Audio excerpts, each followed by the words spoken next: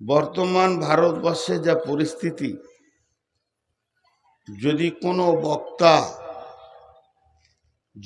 কোনো বক্তা বক্তব্যের মাঝে এখনকার পরিস্থিতিতে মুসলমানকে প্রেরণা, উদ্দীপনা, শক্তি, সাহস, বুদ্ধি না দেয়, তাহলে আপনি এক কলম লিখে নিতে পারেন পৃথিবী সম্পর্কে সে বক্তা অন্ধ, সে কিছু জানে না। এখন প্রয়োজন মানুষের পেছনে দিনই তারাক্কি দিয়ে আগে বাড়ানোর দিন এসে গেছে। বিশ্বনবী তবুকের যুদ্ধের আগে মক্কা থেকে মদিনা সফরের হিজরতের আয়াত শুনিয়েছেন, ইল্লা তানসুরু ফাকাদ নাসারাহুল্লাহ ইদ আখরাজাহুল্লাযীনা কাফারু সানিয়া সানাইনি ইদ হুমা ফিল গার ইদ ইয়াকুলু লিসাহিবিহি লা তাহজান ইন্নাল্লাহা মা'ানা ফাআনজালাল্লাহু সাকিনাতাহু আলাইহি ওয়া আইয়াদাহু বিজুনুদিন লাম তারাউহা ওয়া জা'আলা কালিমাতাল্লাযীনা কাফারু সুফলা ওয়া কালিমাতুল্লাহি হিয়াল উলিয়া আল্লাহু আজিজুন হাকিম। প্রেরণা দিয়েছেন। এরপরে আয়াত এসছে ইনফিরু খেফাফা ওয়া সিকালা, তুমি যে হালাতে আছো বেরিয়ে যাও। তার মানে কি? প্রেরণা দিতে হবে, ইসলামকে বুঝাতে হবে। কারো দোষ ধরবেন না, নিজের ত্রুটি আগে খুঁজে বের করেন। সব থেকে বড় জিনিস হচ্ছে ইস ঘর মে আগ লাগি হ্যায় ঘর হি কি চিরাগ সে, বোঝার চেষ্টা করেন। ইসলাম আমাদের দিন, ইসলাম আমাদের দিন, আমাদের দিনের নাম হলো ইসলাম। দিন কাকে বলে? দিনটাকে একটা বোঝার চেষ্টা করি 2 মিনিট। দিন মানে এখন এটা রাত, কালকে সূর্য উঠবে পূর্ব দিকে, ওর নাম দিন। এটা রাত, কাল সূর্য উঠবে, ওটার নাম দিন। আপনারা হিন্দিতে কে বলবেন জানি না, আমি বাংলায় বলছি, আপনাদের বুঝতে অসুবিধা হবে না। দয়ঋষি দন্তন দিন, দ হস্যই ঋষি বলেন, দন্তন দিন। দিন মানে আলো, প্রকাশ। রাত মানে অন্ধকার। এই মানেও যদি নেন, ইন্না দীনা ইনদাল্লাহিল ইসলাম, দিন ইসলামকে যদি দয়রসি দন্তন দিন মানে নেন, তাহলে দাঁড়াবে প্রকাশ, আলো। তার মানে যার ভিতরে দিন ঢুকে গেল, যার ভিতরে দিন এসে গেল, ওর সামনে যদি মা, বোন, বেটি, স্ত্রী, খালা, ফুফু দেয়া হয়, ও পার্থক্য করতে পারবে, ও দেখতে পাবে ওর আলো হয়ে গেছে, ওর ভিতরে আলো এসে গেছে। কাকে আমাকে জড়িয়ে ধরতে হবে? স্ত্রীকে, মাকে যাবে না। ব্যবহারের জন্য মা নয়, খালা নয়, ফুফু নয়। কখন বুঝবে ওটা? যখন ওর ভিতরে আলো আসবে। যার ভিতরে দিন নাই, জানতে হবে ও অন্ধকারের ভিতরে আছে। কাকে কখন হুমড়ে ধরবে ওর কোনো ঠিক নাই। সাহাবা রাদিয়াল্লাহু আজমাইনা যখন কোনো জায়গায় কোনো কাজে ঘোরাফেরা করত, তখনও পর্যন্ত ইসলাম ক্ষমতায় আসেনি, নবীজি মক্কা ফাতে করেনি। এরা যেন গোপনে গোপনে দাওয়াত দিয়ে বেড়াতো। তখন কাফের বেঈমান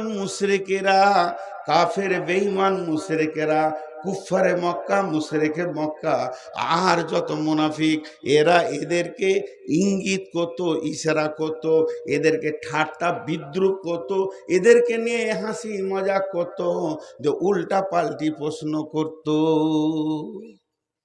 কেমন করে? হিয়ানত হেকারতের সঙ্গে। আমি জাহাঙ্গীর, আমার ছোট 1 বছরের, ওকে যদি ডাকি, এই জাহাঙ্গীর এখানে এসো, এটা একটা ভালো জিনিস হলো, আমি তুমি বলো, ও আমাকে আপনি বলে, এই এখানে এসো, যাও এক গ্লাস পানি নিয়ে এসো, এটা হলো। আর যদি ওকে আমি কথাটা এরকম বলি, এদিকে আয়, এদিকে আয়, হ্যাঁ ভিড় আছে এদিকে আয়, এটা কেমন হলো? ছোট করা হলো। তো সাহাবীদেরকে সেই জামানার মুশরিকেরা যারা মাস্তান ছিল যে বলতো, এই এদিকে আয়, এদিকে আয়, কি করে বেড়েছিস তোরা? তোদের হুঁশ জ্ঞান নেই, মোহাম্মদের পিছে পড়ে গেছিস, কিছু মাথায় আছে তোদের? তা ওদেরকে প্রশ্ন করতো, তোদের কোরআনে কি আছে? তোদের কোরআনে কি আছে? কোরআন কোরআন করে তোরা পাগল হয়ে গেলি, একটা বার বল তোদের কোরআনে কি আছে? সাহাবীরা সিনা উঁচু করে বলতো, আমরা যা করি কোরআনে তা আছে। কত মিল ছিল জিন্দিগির সঙ্গে কোরআনটা। আমরা যা করি কোরআনে তা আছে। যদি প্রশ্নটা এরকম করতো, তোরা কি করিস? ঘুরে ঘুরে বেড়াস, তোদের হুঁশ নাই, মাথা নাই, জ্ঞান নাই, বুদ্ধি নেই, তোরা কি করিস? সাহাবীরা উত্তরে বলতেন, কোরআনে যা আছে, কোরআনে যা আছে আমরা তাই করি। তাহলে কোরআনে যা আছে তাই করি, আর আমরা যা করি তা কোরআনে আছে। কত জিন্দেগিটা সমান সমান মিলছিল, এই রকম মিলছিল, উঁচু নিচু ছিল না, 100-তে 100 মিলছিল। আমরা যা করি তা কোরআনে পাবে, আর কোরআনে যা আছে আমরা তা করি। চলেন সেই 1415 বছর কথা ছেড়ে দিয়ে 2025 সালে চলে আসি। এপ্রিল মাসের আজকের ধরেলেন 18 তারিখ, এখনই 19-এ ঢুকবে। আজকে এপ্রিল মাস 18 তারিখ।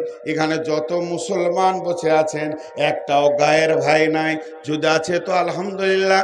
আমি তাকে বলছি না, কোনো হিন্দুকে, খ্রিস্টানকে, বৌদ্ধকে আমি বলছি না, শুধু মুসলমানকে বলছি। আমি প্রশ্ন করব, আপনারা কি করেন? আমি নিজেকেও জড়িয়ে নিয়েছি, আমরা কি করি? একবার বলতে পারবো কি কোরআনে যা আছে?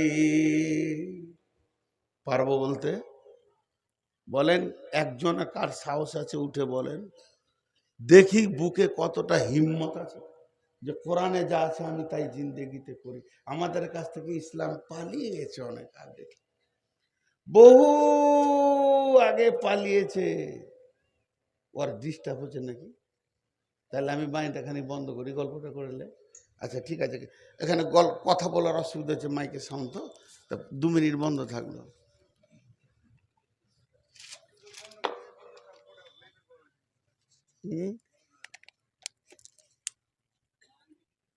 তো আমার কথাটা আপনারা বুঝতে পারছেন যেটা বলতে চাইছি? আরে বলেন হ্যাঁ না বলেন, কোরআনে যা আছে তাতে আমাদের জিন্দেগিতে মিলবে? একবার হ্যাঁ না বলেন। এতগুলো লোক চুপ করে রয়েছে, মিলবে? তাহলে ইসলাম বিদায় হয়ে গেছে আমাদের কাছ থেকে? নাই, অনেক আগে চলে গেছে। এবার চলেন, আল্লাহ তাবারক ওয়া তাআলা সূরা মায়েদার ভিতরে আয়াত নাজিল করলেন, অনেক লম্বা আয়াত। 3 নম্বর আয়াতে আমি একটু অংশ আপনাদের কাছে পড়ছি। আলিয়াউমা আকমালতু লাকুম দীনাকুম ওয়া আতমামতু আলাইকুম নি'মাতি ওয়া রাদিতু লাকুমুল ইসলাম দীনা। আলিয়াউমা বলতে এটাকে বলা হয় আরাফাতের দিনকে বলা হয়েছে। আরাফাতের দিন, ফাতে হাজ্জাতুল বেদার আরাফাতের দিনকে আলিয়াউমা বলেছেন আল্লাহ। কেউ কেউ বলছে এটা কোরআনের শেষ আয়াত, কেউ কেউ বলছে এটা কোরআনের শেষ আয়াত, এরপরে আর আয়াত নাজিল হয়নি। কেউ বলছে না এটা শেষ নয়, আরো আয়াত নাজিল হয়েছে। জাগা আল্লাহ নবী হাজ্জাতুল বিদাতে আরাফাতের ময়দানে রয়েছেন, এমন সময় উটের ওপরে সওয়ার হয়ে রয়েছেন, সাথে রয়েছেন কম বেশি 1.5 লক্ষ তার শিষ্য। আবু বকরের মতো বিচক্ষণ বয়োবৃদ্ধ বিদ্যাসাগর রয়েছেন, হযরত উমরের মতো একজন সিংহ রাসূলের সঙ্গে রয়েছেন, আরো সাহাবীরা রয়েছেন।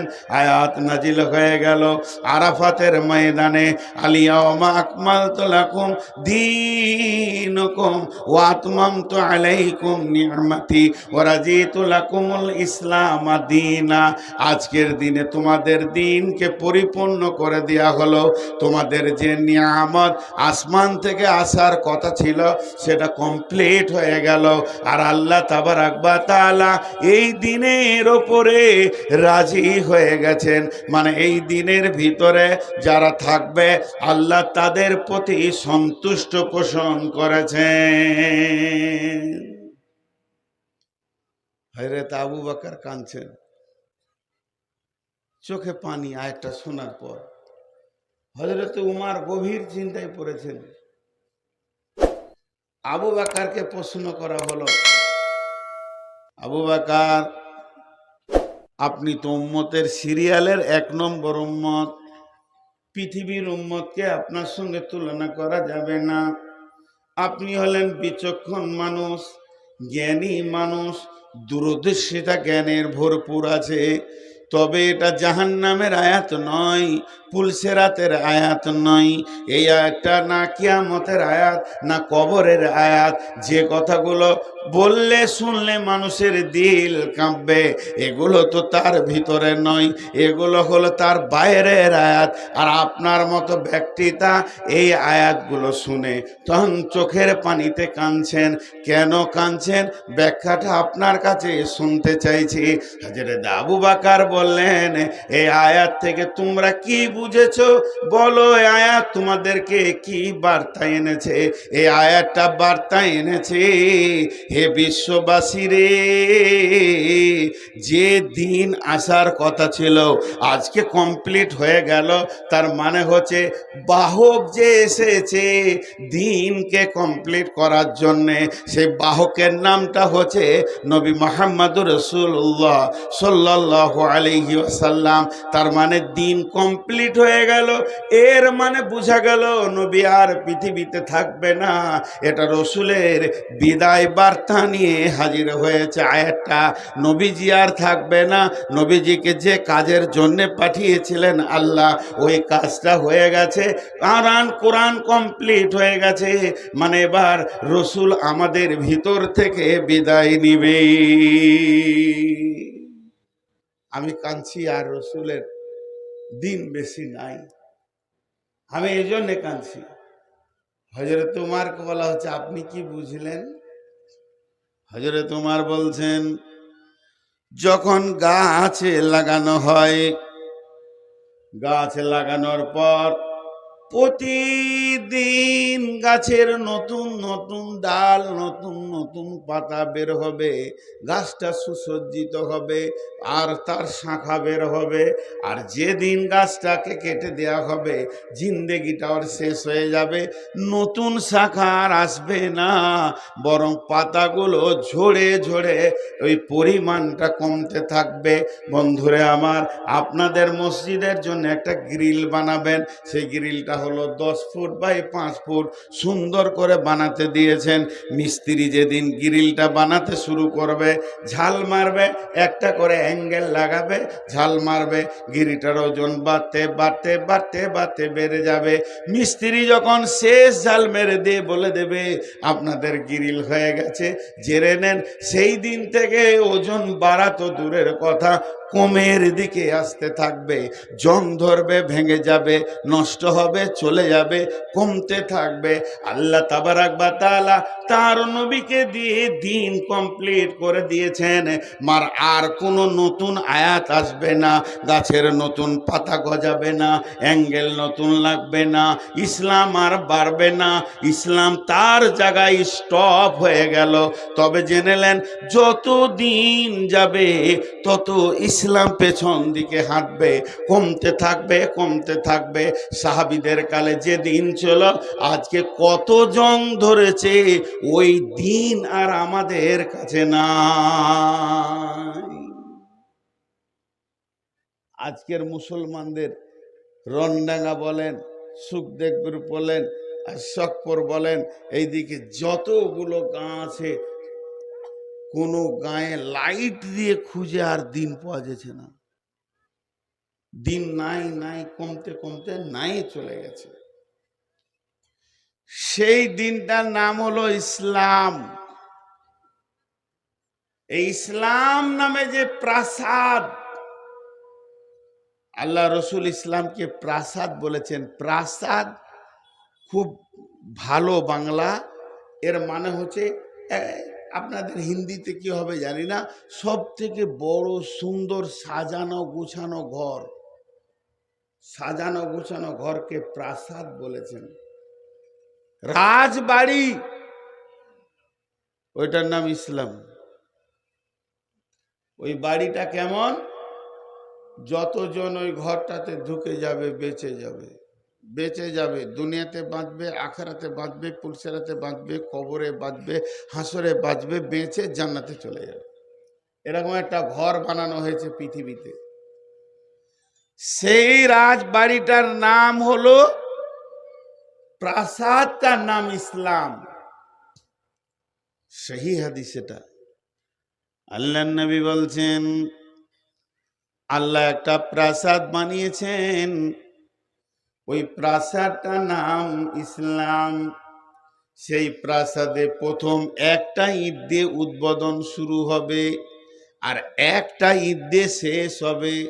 পৃথিবীতে যত বাড়ি আছে প্রথম একটা ঈদ দিয়ে শুরু হয়, আর শেষকালে একটা ঈদ দিয়ে শেষ হয়। তাই ওই প্রাসাদটা আল্লাহ যেটা বানিয়েছেন, পৃথিবীতে একটা ইসলাম নামে ইজিম পাঠাবে, মানুষ শান্তিতে বাস করবে, এরকম একটা মনোনীত ধর্ম পাঠাবে। তার জন্যে ওই প্রাসাদের প্রথম ঈদটা হলো হজরতে আদম আলাইহিসসালাম। আদম আলাইহিসসালাম ইসলামের প্রথম ঈদ।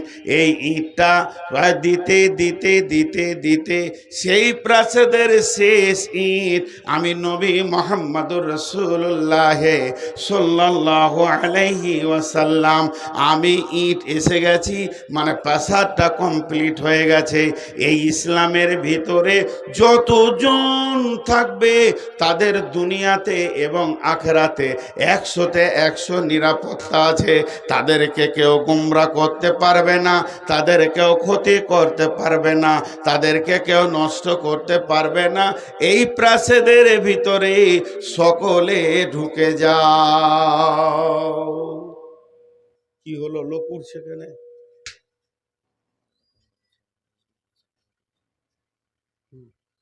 কি আচ্ছা, তা এই প্রাসাদটা, আমার কথাটা বুঝছেন কিনা একটুকু বুঝেন।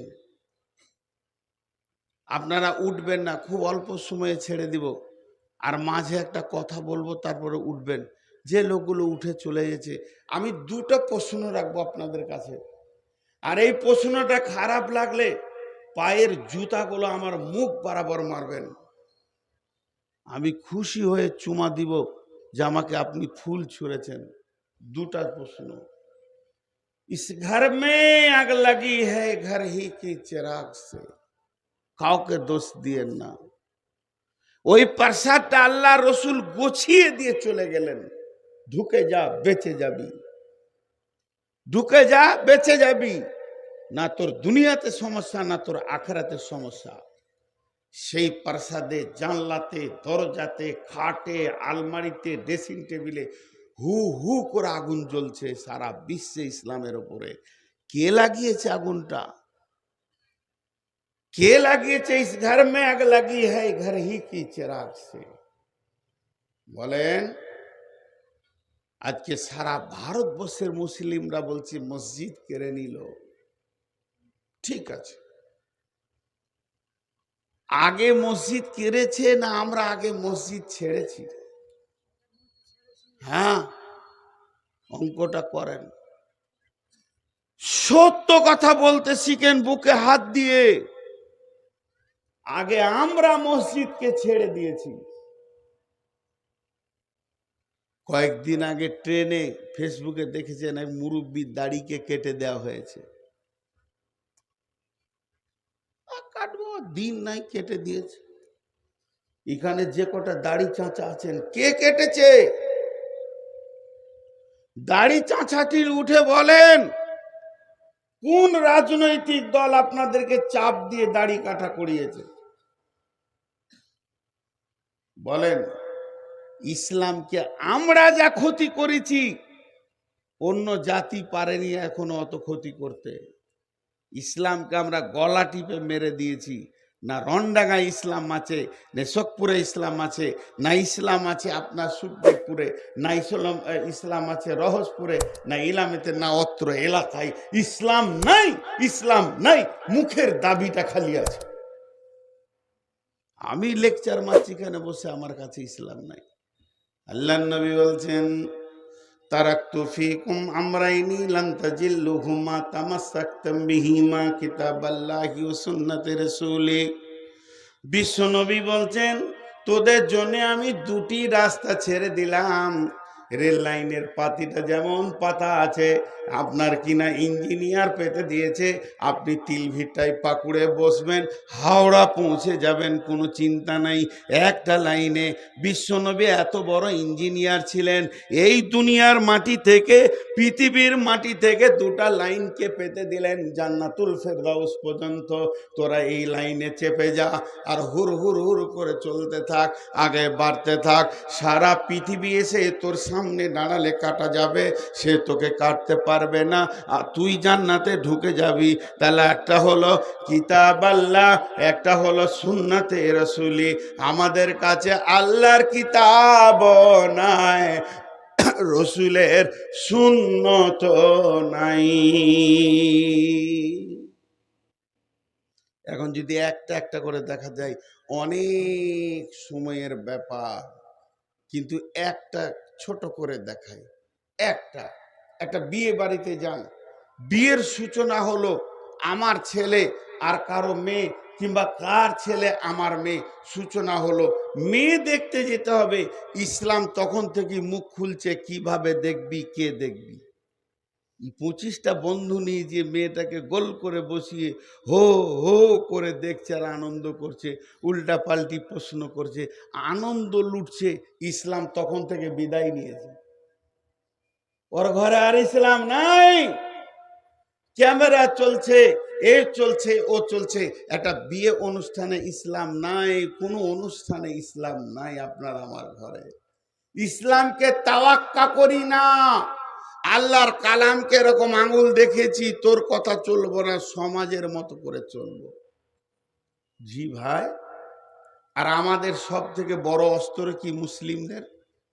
আখলাক। আখলাক, চরিত্র। তালোয়ার দিয়ে মানুষকে কেটে মারো ইসলাম বলেনি।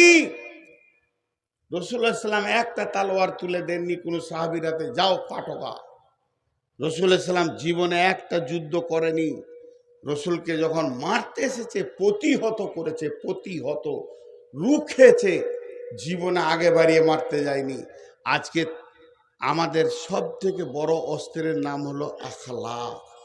সময় কমে যাচ্ছে, তার জন্য আর কি আপনাদেরকে দিব। আখলাকের একটা কথা শুধু আপনাদেরকে দিই। কত বড় তালোয়ার দেখেন, 1 কোটি তালোয়ারে যা না করবে, একটা কলমে তার থেকে বেশি করবে। শহীদের রক্তের থেকে কলমের কালির দাম বেশি। হাতে তালোয়ার রাখতে হবে না, চাকু ভুজালি রাখতে হবে না, সবারই কাছে যেন কলম থাকে, এরকম পড়াশোনা করেন, পৃথিবীর নিজাম উল্টিয়ে যাবে। আর বাড়িতেও তালোয়ার রাখতে হবে না, বাড়িতে রাখেন আখলাক। শুধু একটা ঘটনা আপনাদেরকে বলবো, 2-3 মিনিটে শর্টে শেষ করব। হযরত উমর কয়েকটা সাহাবীকে পাঠিয়েছিলেন কালেমার দাওয়াত দিয়ে জেরুজালেমে পৌঁছানোর পর সেখান থেকে আসলো চিঠি যে আপনি এখানে আসেন। তা হযরত উমর তার গোলামকে ডাকলো, আসলামা। বেরিয়ে গেলেন। আসলামা বললেন, লাব্বাইক ইয়া আমিরুল মুমিনিন। দুজন যাচ্ছেন, পালাক করবে চলছে। হযরত আসলামা উটটাকে সামনে নিয়ে বললেন, হুজুর চড়েন। সঙ্গে সঙ্গে আপনার কিনা যে হযরত উমর উঠে বসলেন, কবি নজরুল কলম ধরলেন। কবি নজরুল বলছেন, হেরি পশ্চাতে চাহি তুমি চলিয়াছ রৌদ্র দগ্ধ দুর্মুরু পথ বহি, জেরুজালেমের কেল্লা যেতায় আছে অবরোধ করি, বীর মুসলিম সেনা দল তব বহুদিন মাস ভরে, দুর্গের দ্বার খুলিবে তারা বলেছে শত্রু শেষে, উমার যদি গো সন্ধিপত্রে স্বাক্ষর দেয় এসে। যাক, আমি কবিতাটা বলবো না। একবার করে গোলাম উঠে চাপছে, আর একবার করে আমিরুল মুমিনিন চাপছে। মুখটুক ধুয়েলে একবার করে উমার চাপছে, একবার করে গোলাম চাপছে। পালাক্রমে যেতে যেতে যেতে যেতে জর্ডান নদী যখন পৌঁছে গেছে ওই পারে জেরুজালেম, জেরুজালেমের মেজর কোম্পানি সমস্ত সৈন্য নিয়ে দাঁড়িয়ে আছে, স্যালুট মারবে।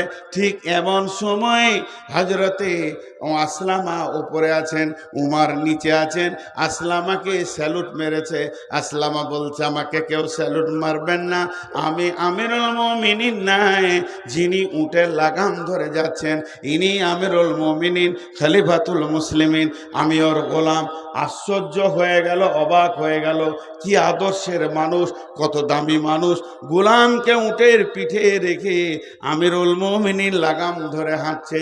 তারপরে যখন গিয়ে বসলো গির্জাতে, কথাবার্তা চলতে চলতে হঠাৎ আমিরুল মুমিনিন খলিফাতুল মুসলিমিন হযরত উমর বললেন, ভাইয়া আমাকে একটু সময় দেন, আমি 2 রাকাত নামাজ কসর করে পড়ে আসি।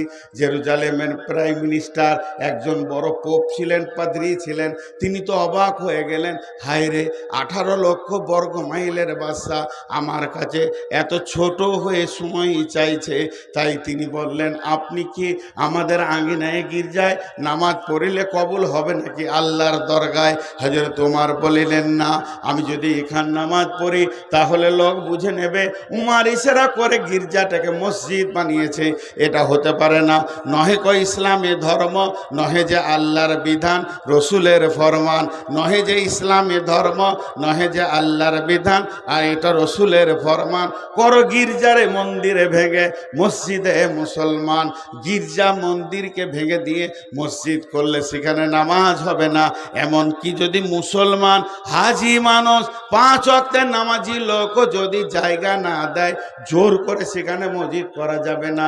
অতএব আমি এখানে নামাজ পড়ব না, আমাকে বাইরে নামাজ পড়তে দাও। পাদ্রী আদর্শগুলো দেখলেন, কত বড় আদর্শ। 3টা আদর্শ চোখের কাছে এলো, আখলাক এলো। একটা কি, গোলামকে ইটের পিঠে দিয়ে উমর রশি ধরে হাঁটছে। 2 নম্বর কি, আমার মতো ছোট দেশে বাদশার কাছে ছোট্ট করে সে পারমিশন চাইছে।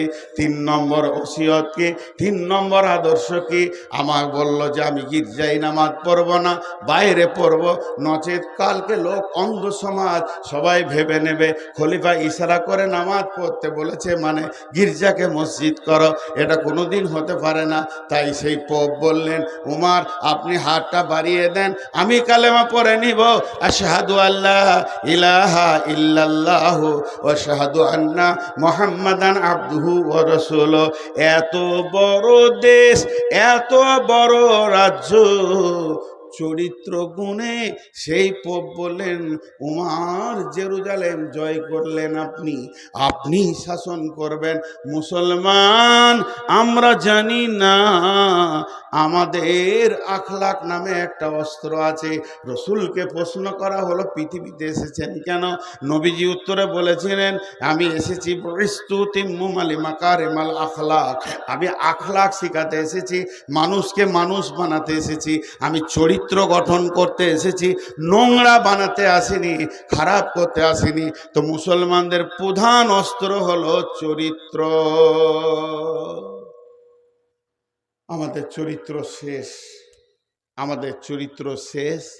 না আছে ঘরের চরিত্র, না আছে বাড়িতে চরিত্র। জুয়ারি, মাতাল, সুদারু, আপনার কিনা তাস, লুডো, ডাবা, বোর্ড, ক্যারাম বোর্ড, গুটকা, আর মেয়েদের বেপর্দা, বেহায়া, বেলিল্লা, লুচ্চামি, রন্ডিগিরি সব মুসলমানরা করে। চরিত্র নামে যে তালোয়ারটা ছিল মুসলমান কাছ থেকে হারিয়ে গেছে। এরা এখন পরাজিত হচ্ছে। বিজয়ী হওয়ার কথা ছিল, পরাজিত হচ্ছে। বিশ্বনবী তবুকের যুদ্ধের আগে মক্কা থেকে মদিনা সফরের হিজরতের আয়াত শুনিয়েছেন। ইল্লা তানসুরু ফাকাদ নাসারাহুল্লাহ ইদ আখরাজাহুল্লাযীনা কাফারু সানিয়া সানাইনি ইদ হুমা ফিল গার ইদ ইয়াকুলু লিসাহিবিহি লা তাহজান ইন্নাল্লাহা মা'ানা ফাআনজালাল্লাহু সাকিনাতাহু আলাইহি ওয়া আইয়াদাহু বিজুনুদিন লাম তারাউহা ওয়া জা'আলা কালিমাতাল্লাযীনা কাফারু সুফলা ওয়া কালিমাতুল্লাহি হিয়াল উলিয়া আল্লাহু আজিজুন হাকিম। প্রেরণা দিয়েছেন। এর পরে আয়াত এসছে ইনফিরু খিফাফাও ওয়া সিকালা, তুমি যে হালাতে আছো বেরিয়ে যাও। তার মানে কি? প্রেরণা দিতে হবে, ইসলামকে বুঝাতে হবে। কারো দোষ ধরবেন না, নিজের ত্রুটি আগে খুঁজে বের করেন। সব থেকে বড় জিনিস হচ্ছে ইস ঘর মে আগ লাগি হ্যায় ঘর হি কি চিরাগ সে, বোঝার চেষ্টা করেন।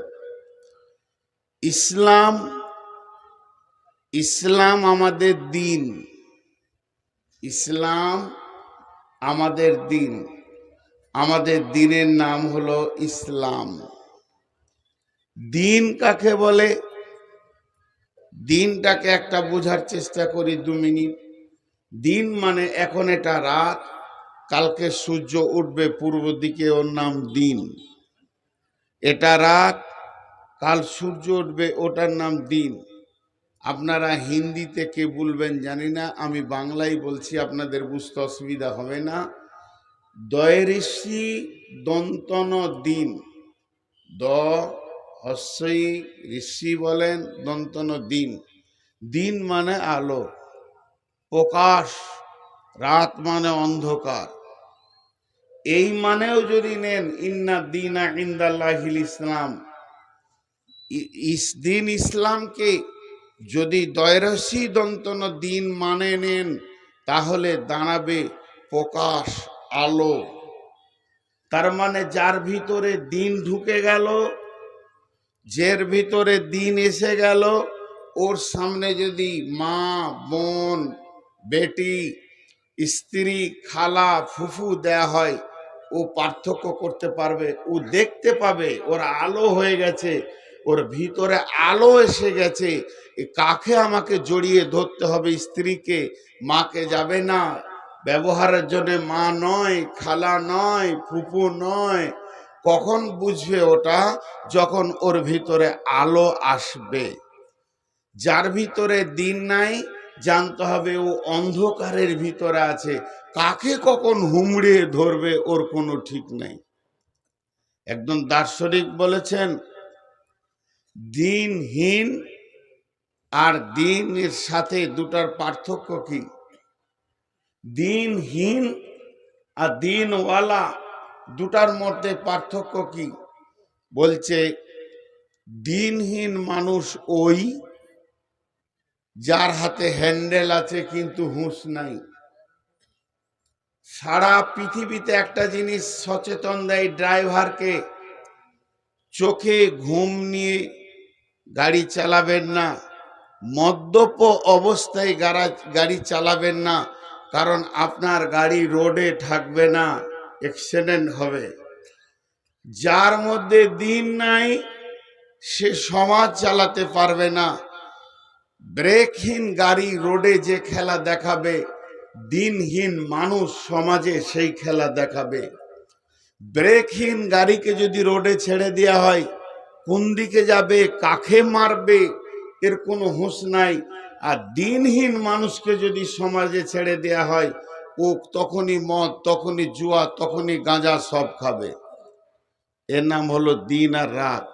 তার জন্য আমাদের ইসলাম একটা আলোকিত দিনকে বলা হয়েছে। দয়ে বয়ে একসঙ্গে জমা করে, দয়ে বয়ে দীর্ঘি দন্তন দিন।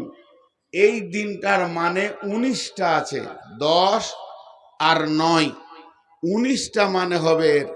দিন মানে আনুগত্য, দিন মানে প্রভুত্ব, দিন মানে শাসন বিচার, দিন মানে রাষ্ট্র শাসন, দিন মানে শক্তি, দিন মানে আদর্শ, দিন মানে আইডিয়াল, দিন মানে পরিচর্যা, দিন মানে মেনে নেওয়া, দিন মানে আনুগত্য, দিন মানে প্রভুত্ব।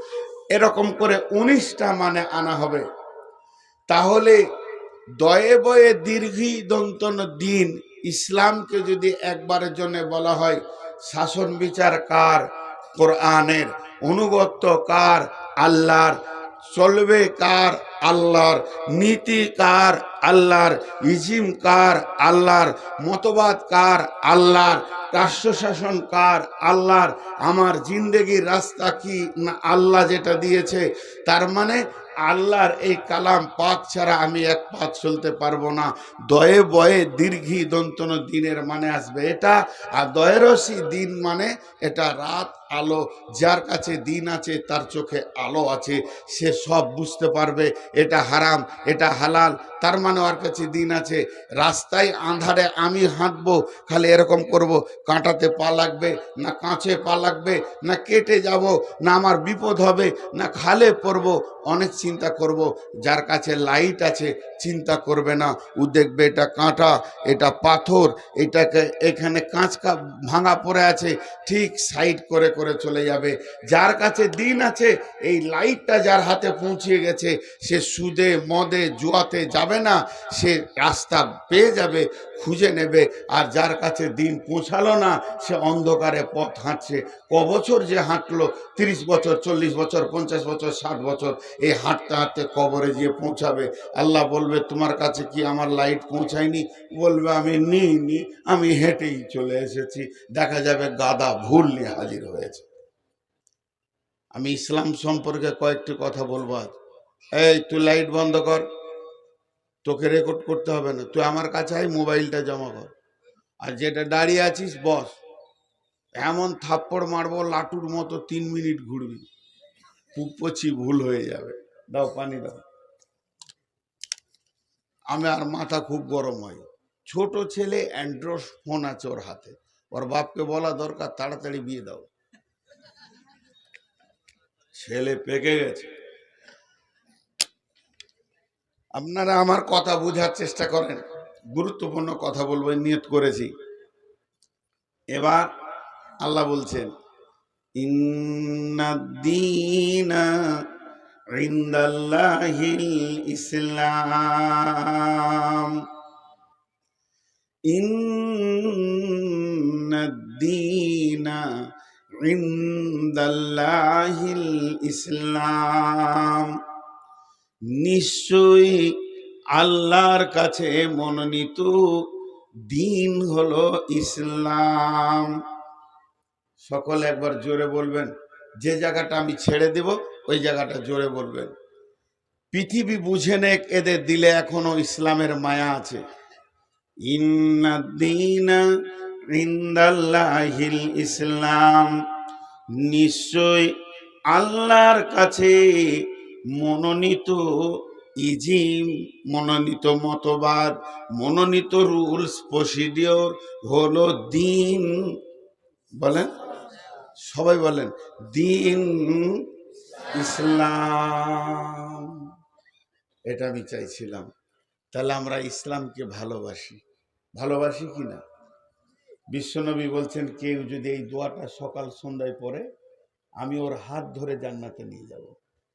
রাদিতু বিল্লাহি রাব্বাও, রাদিতু বিল্লাহি রাব্বাও ওয়া বিল ইসলামি দীনান ওয়া বি মুহাম্মাদিন নাবিয়্যা ওয়া রাসূলা সাল্লাল্লাহু আলাইহি ওয়াসাল্লাম।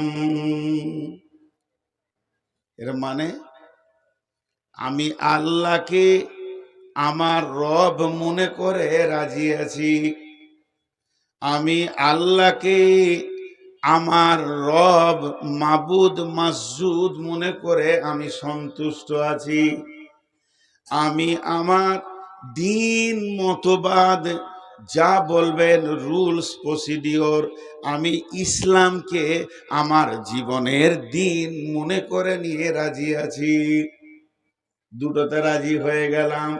তিন নম্বর, আমি নবী মুহাম্মদুর রাসূলুল্লাহ সাল্লাল্লাহু আলাইহি ওয়াসাল্লামকে জীবনের নবী হিসেবে মেনে নিয়ে রাজি আছি। আমি তিনটেতে রাজি আছি। তা আল্লাহ তো আমাদের রব, নবী তো আমাদের নবী। এখন দিন ইসলাম, দিন ইসলামের ওপরে আমি কি আছি? সবাই বলেন, দিন ইসলামের ওপরে কি আছি?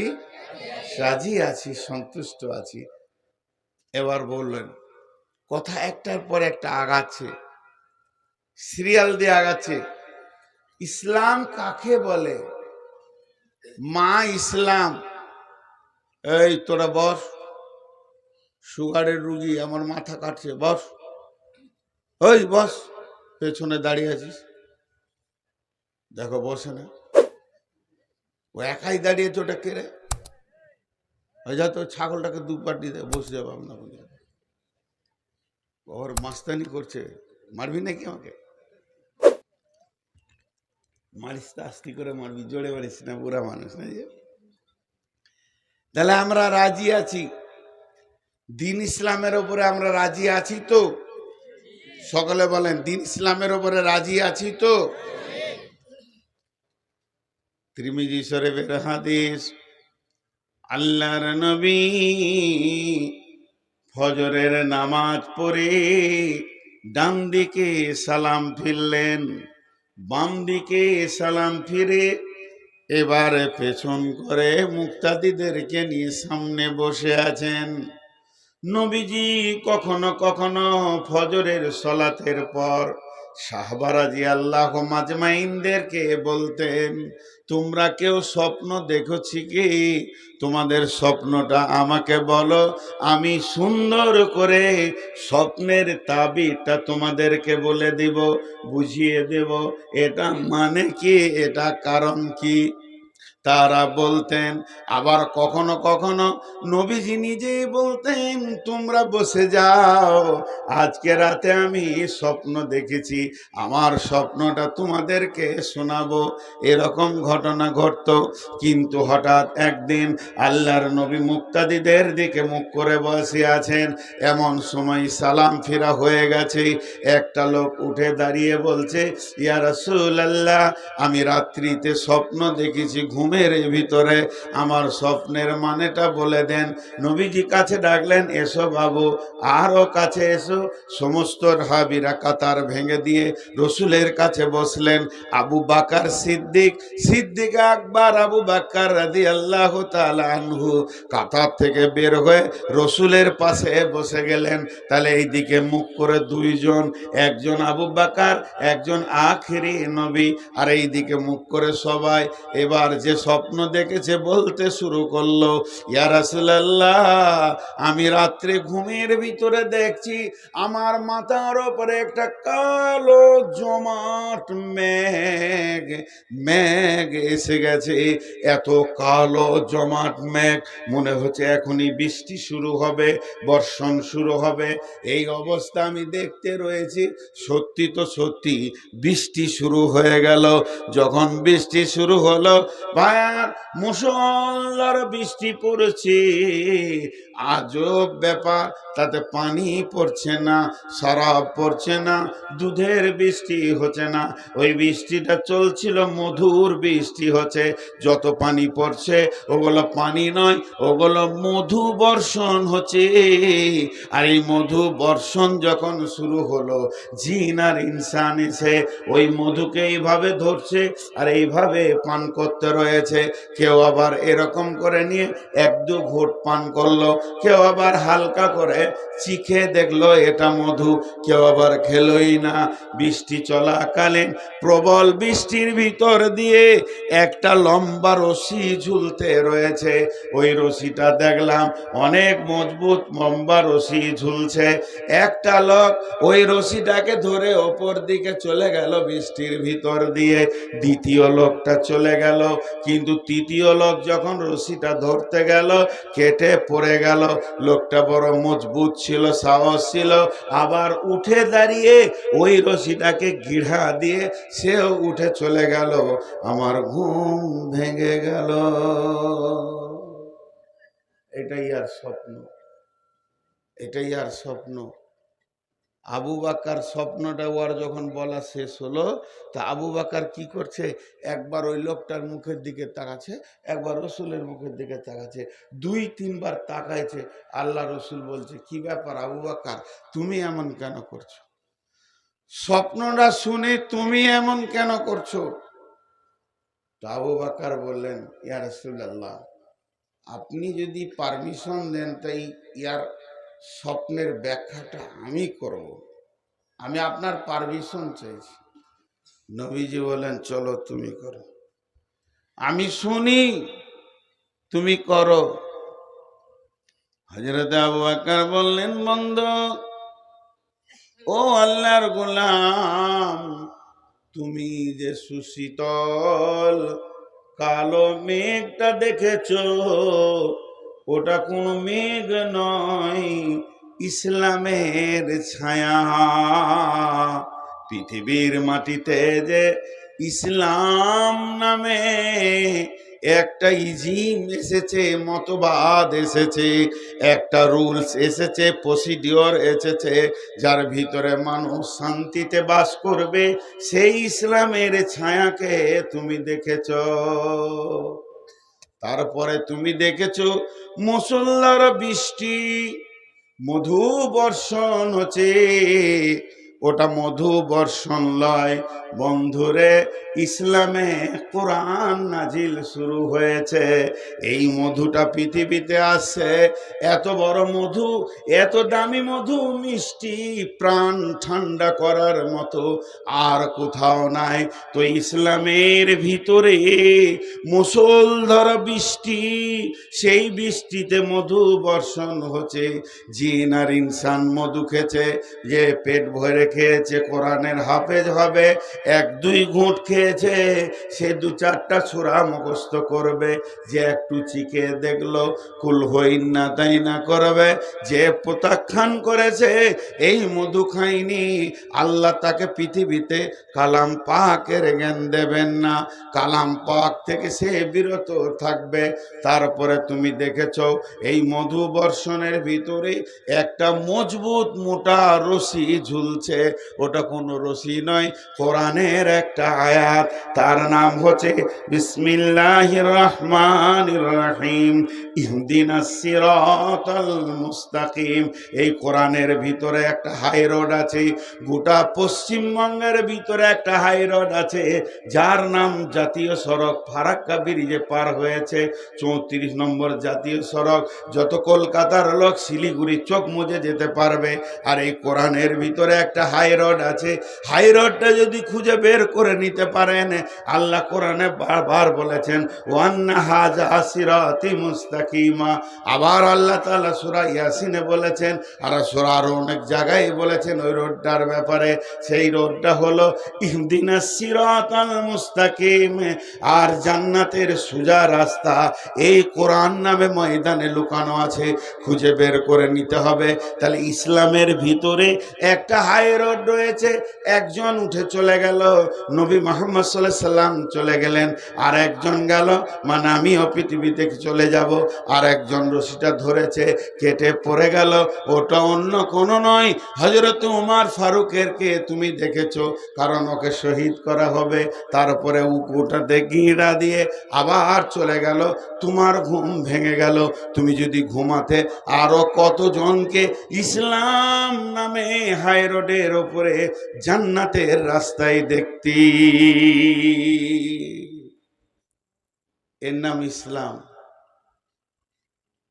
আমি আপনাদেরকে ইসলাম বুঝাতে উঠেছি, এর থেকে ভুল রাস্তা আর কিছু নেই।